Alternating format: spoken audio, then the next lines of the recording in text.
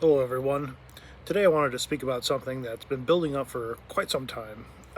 I've had a lot of exposure to it, and that is these professors, these doctors, these university teachers. A lot of them write books, many books. You've heard me speak of Bart Ehrman quite a bit. I like to pick on him. Uh, I have access to Bart Ehrman. I've gotten to know him over a few years from his blog and some of the things he said.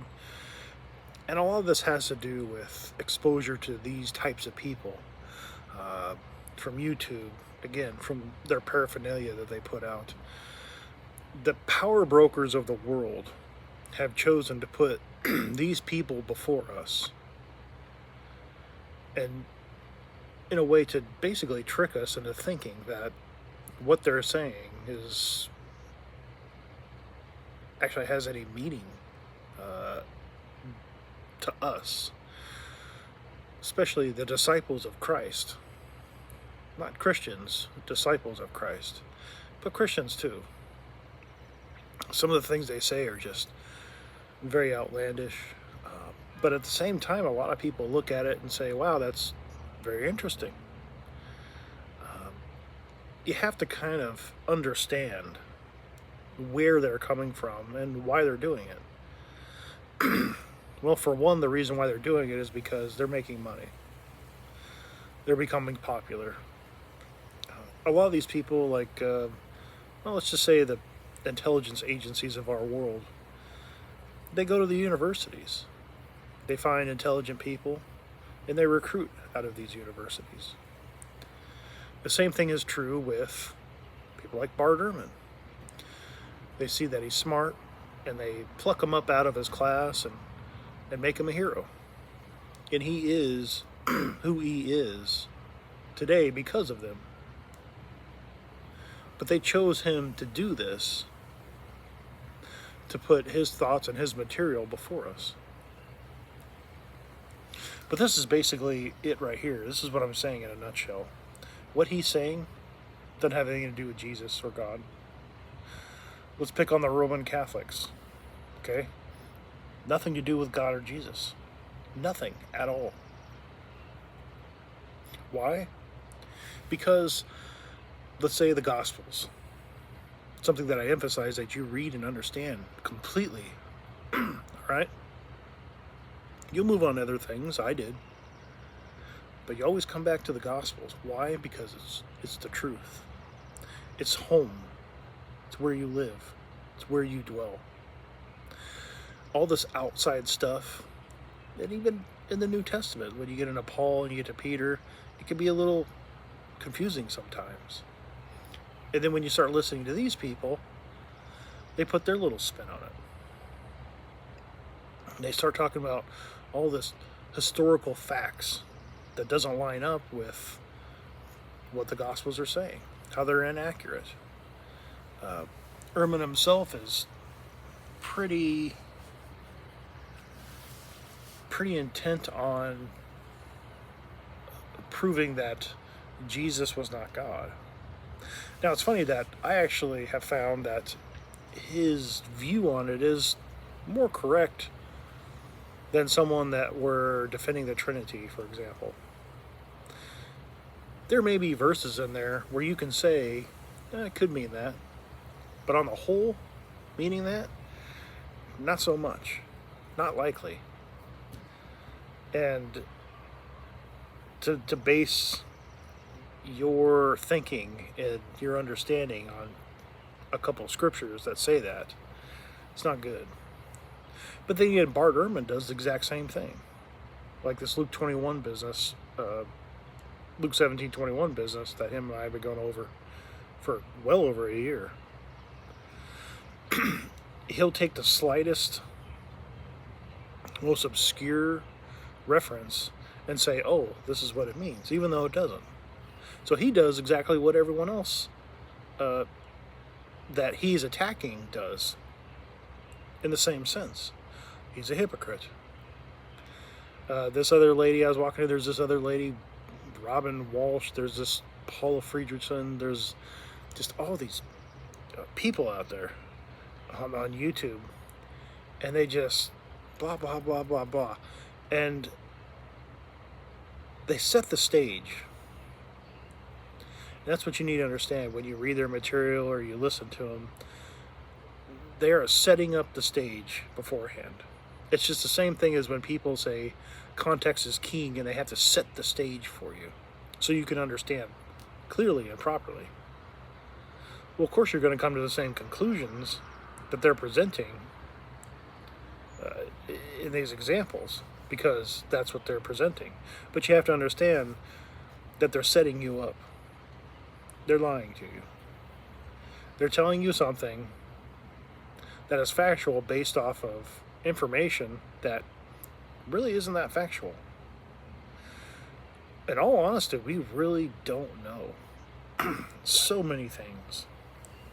And the things that they base their information off of is subjective. They just agree with each other, basically. They're not complete kooks, but they have theories. Well, I think it's this, or I think it's that, or I wrote a book about this, or I wrote a book about that. That's basically all it is. And these slight little twists in reality can create quite a dilemma for the Christian. Because they're not disciples of Christ. They're pretending. They want to know, but they're being deceived by their own people. And now they're being deceived by someone else. This whole world is nothing but deceit. I'll tell you it is. It's hell. The only way you can get out of it is to go to God. He's the one who has the access you need. Do you understand that? There's only one way out, and that's through Him. Everything else is fake. It's fake. It will never work. You may feel holy.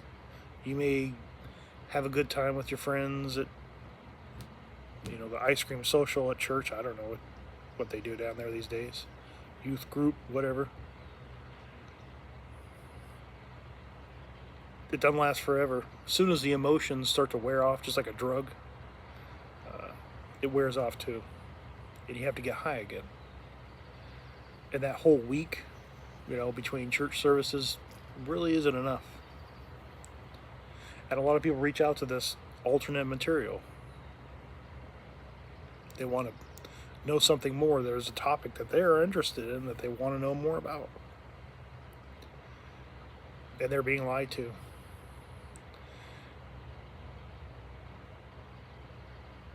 The biggest problem I see in the world of Christianity is that these professors, first you have our side, you have the Christian side.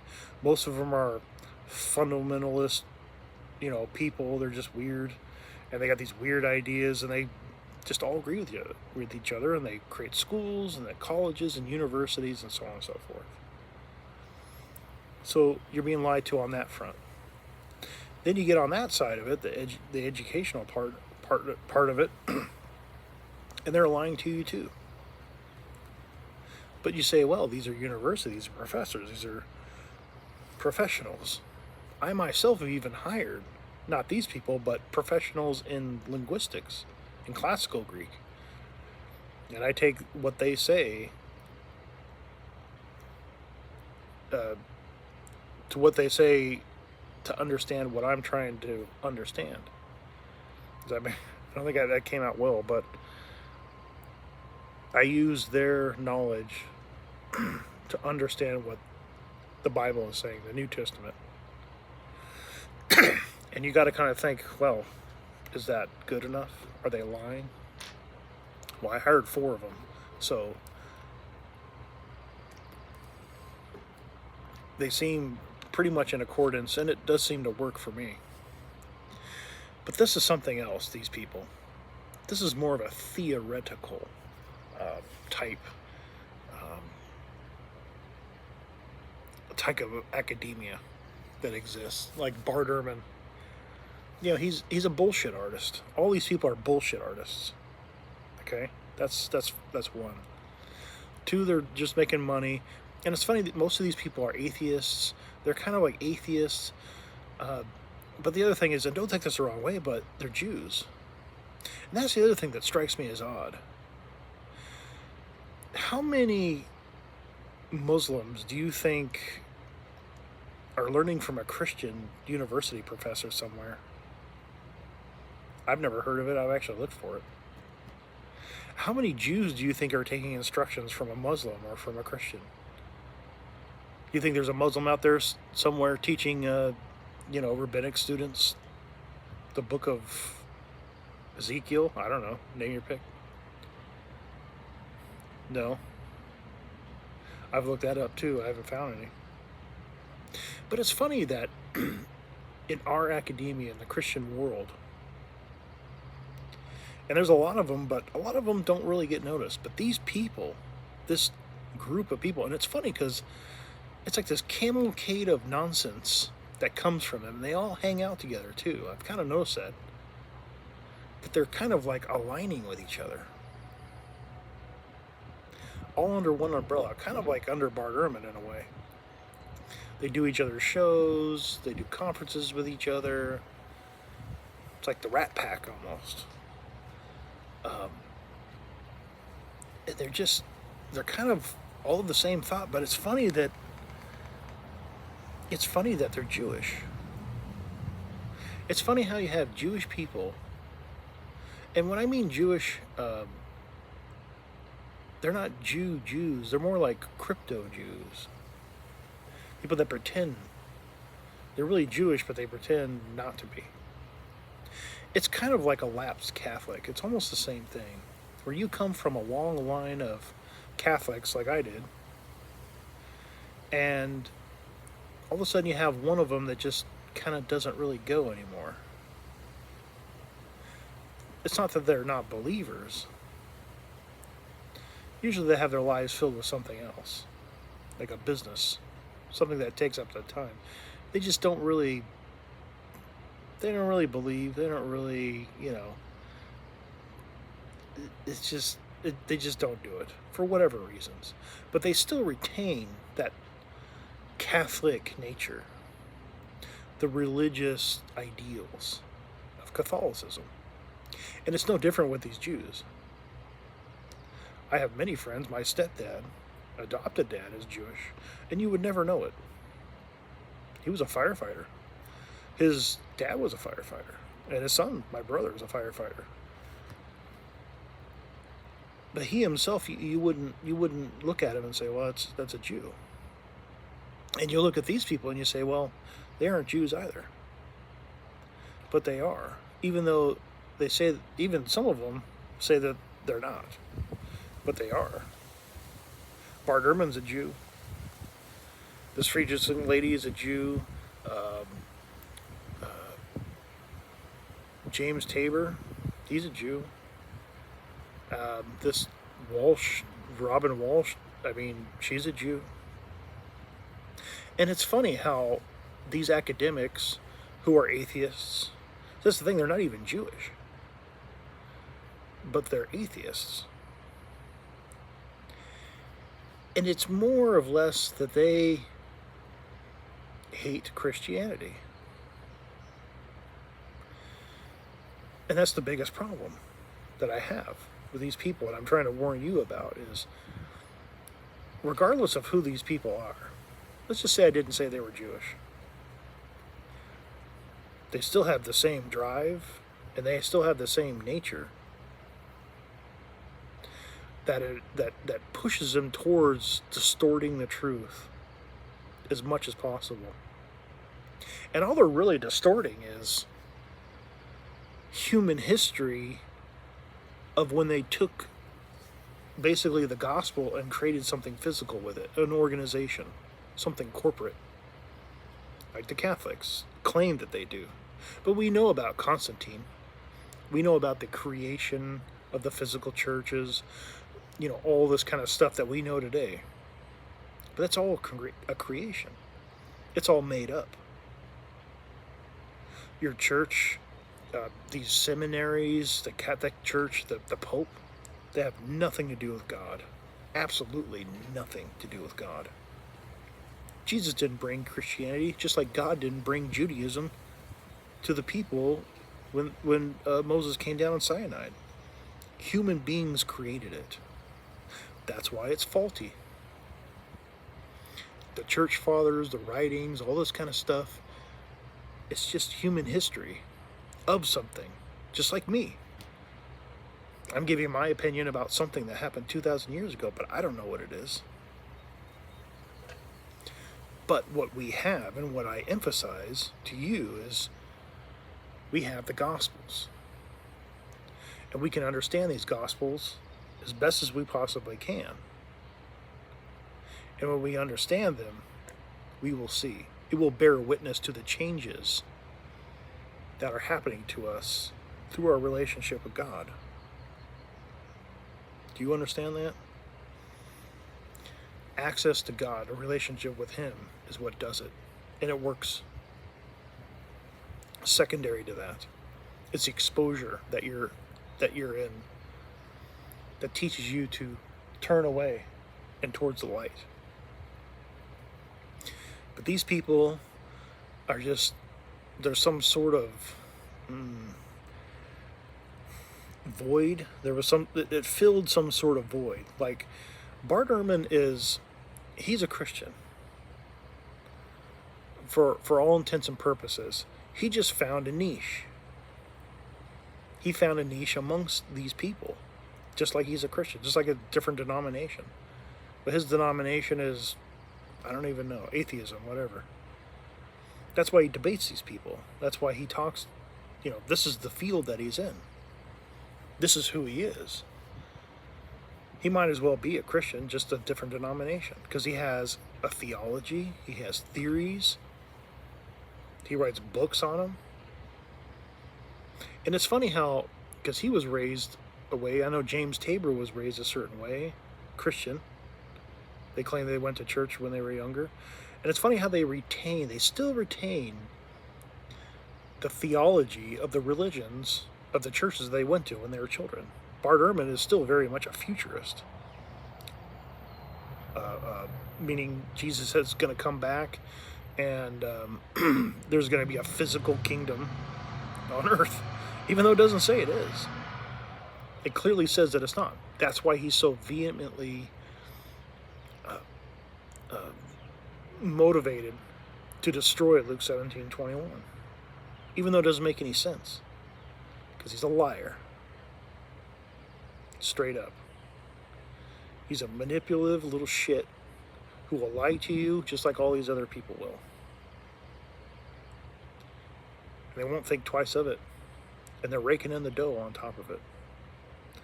So, read their material, watch their videos, learn from them. I've learned things from them. I have. Mostly that Bart Ehrman guy and the James Tabor. I've learned a lot from him too. This Friedrichsen and this Walsh, I mean, they're kooks. They don't have anything to offer. It's just a bunch of nonsense. But maybe you will learn something from them. But you have to understand that these people, the intent of everything that they're doing is to manipulate you and to distort the truth. But you also have to understand that what they're distorting in the truth is irrelevant. It doesn't matter. Every once in a while, often enough, they will talk about the New Testament. I heard that the Friedrichsen lady today talk about the resurrection and how it's different. It's not. It may seem a little different, but when it comes to that, it's not any different. It's the same throughout. They've also said that in Mark, Jesus doesn't rise from the dead. Well, clearly it says at the end, who are you looking for? Jesus? He has risen.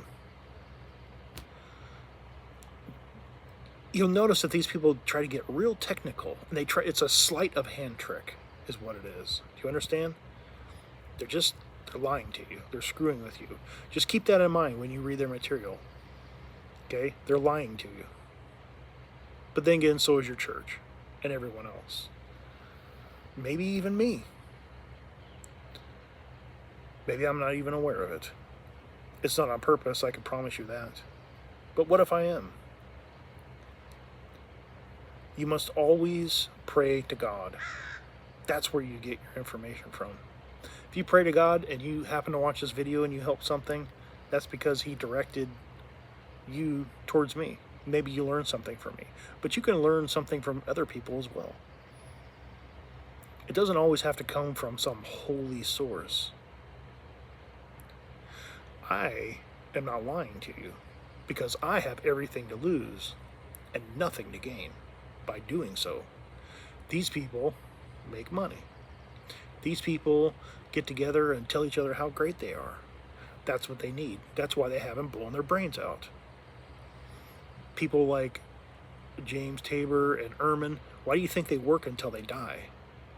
The politicians, the same thing. Why do you think they're so old? Why do you think they work? Because they need that emotional support. Or they'll blow their brains out. They'll jump out the window. Okay? Because they're horrible. And they know it. And the second they stop and have time to look themselves in the mirror, it's all over. It's the same thing with the Christian. It's Thursday night and church ain't till Sunday, and I'm having a problem. A lot of these people will fool you into thinking that you're holy or you have wisdom. You get some sort of wisdom from it. It's all nonsense. It's all nonsense. I'm here to tell you that. I play with these people all the time. Okay? But I know the difference. And I can, if I want to, do it just as much to them as they try to do it to me. I know what they're doing. It's not rocket science. It's easy. It's simple manipulation. Just keep in mind that if you have a relationship with God, it doesn't matter at all what other people do or what other people say, because you will always be protected. But it's that relationship is the only thing that you have. It's the only one way in which to do it. Period. There's no substitutions. Either you go to God and you get permission, or you go to God and you don't get permission, or you don't go to Him at all. But it's either or. 100%, I can guarantee you that. So don't believe what everyone tells you, but listen to them and find out for yourself. Do the research. Read the Gospels.